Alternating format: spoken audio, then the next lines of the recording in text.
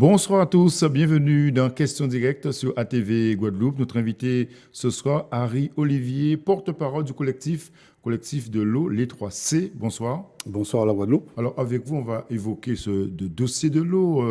Trois ministres sont en visite en Guadeloupe. C'est l'occasion de vous faire entendre sans doute et justement de poser vos doléances et vos demandes dans ce dossier. La présence de trois ministres sur le territoire pour traiter le problème de l'eau suite à l'interpellation du Premier ministre à l'Assemblée nationale disant que la gestion de l'eau en Guadeloupe est un vrai scandale montre qu'il y a une volonté du gouvernement de changer les choses. Et donc, nous avons eu à rencontrer les auditeurs interministériels le 8 février dernier. Oui. Et nous avons fait un état des lieux avec ce dossier-là. On a proposé, et là nous avons déposé un dossier entre leurs mains, présentant un projet de gestion de l'eau pour la Guadeloupe.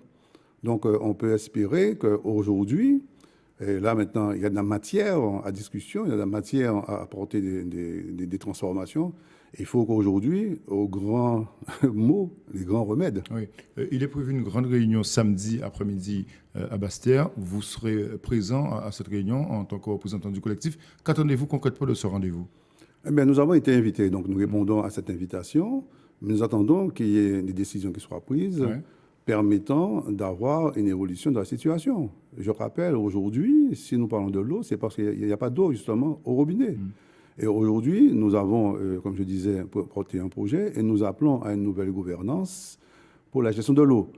Et ce que nous proposons d'ailleurs, c'est une gestion universelle, c'est-à-dire qui traite l'eau depuis la prise de l'eau, son transport, son traitement, sa distribution, et jusqu'à l'assainissement, parce que assez souvent, on oublie de parler de l'assainissement, qui est un autre sujet extrêmement important, parce que finalement, il faut respecter les directives européennes encore complexe, encore complexes, mais ça aussi, l'eau, cette partie-là aussi est dedans. Il faut qu'on parle de ce dossier-là en même temps. Tout ce qui a été fait auparavant par rapport à tous les accords qui ont été actés par nos élus, pour vous, ce n'est pas suffisant. Il va falloir encore aller plus loin par rapport à la réunion de samedi. Mais c'est évident.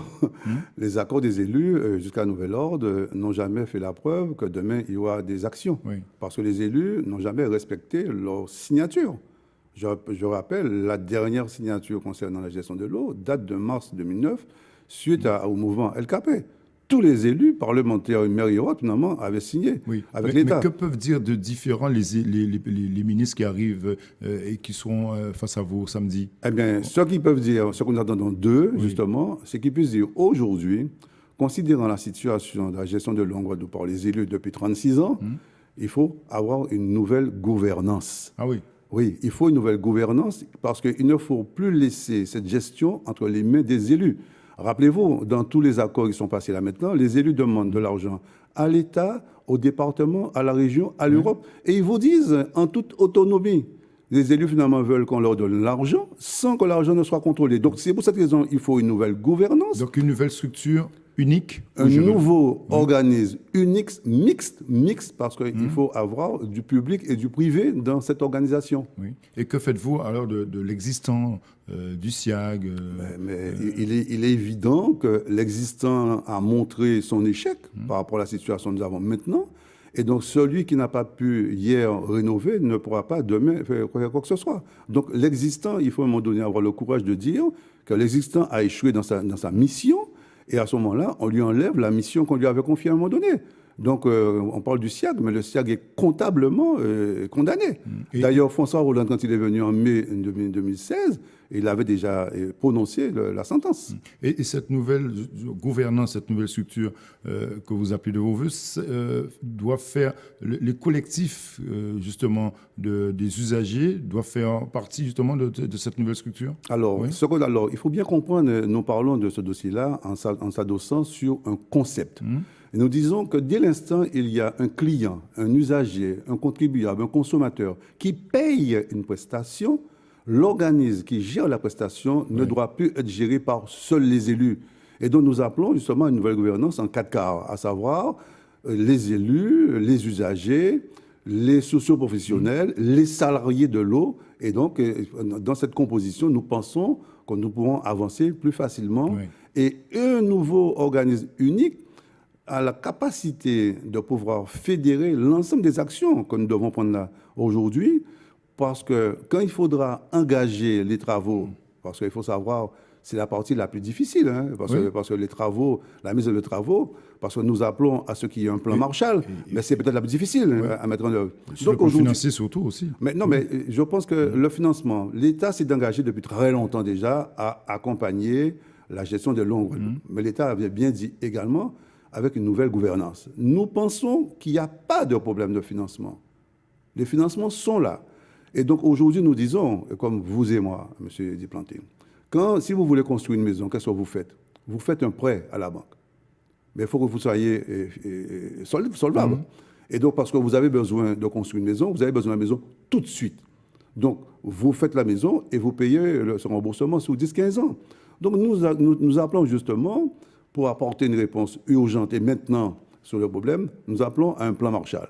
Et d'ailleurs, je vous dis, le dossier qu'on a remis est un dossier en 8 chapitres. Et le chapitre 8, c'est le plan Marshall. Le plan Marshall, c'est quoi? Ce dossier, vous allez le présenter concrètement samedi. Mais bien sûr, nous allons le présenter au grand public pour expliquer qu'il faut mettre la Guadeloupe en chantier de développement. Il faut mettre un plan Marshall parce que c'est seulement ainsi qu'on va pouvoir apporter de l'eau dans le robinet des usagers. Est-ce que le dossier samedi, lors de la réunion avec les ministres présents, est-ce que justement le dossier du chlordécone et de la pollution de l'eau, notamment en Guadeloupe, est-ce que ce sera abordé? Alors, je pense que ça va être abordé. Alors, il faut savoir que depuis lundi, la population de la Guadeloupe entend que l'eau de la Guadeloupe est empoisonnée. Là, ce que dément les services de l'ARS, de l'Agence nationale de santé. Bon, on entend un peu de tout. Mais donc aujourd'hui, c'est une préoccupation pour la population. Est-ce que l'eau est potable? Est-ce que l'eau est buvable? Est-ce qu'elle n'est pas empoisonnée? Pesticides et tout le reste. Chlordécone, et autres, j'en passe. C'est un sujet éminemment important. Je pense qu'on ne peut pas faire l'impasse sur ce problème-là, parce que là aussi, c'est un sujet, ça ne sert à rien d'avoir de l'eau au robinet si l'eau est empoisonnée. Oui. Donc, vous savez d'ailleurs, le comité des usagers de défense de l'eau de la Guadeloupe, présidé par Germain Parent, avait déposé plainte en 2002, il y a plusieurs années. Oui. En 2002, il a déposé plainte pour empoisonnement.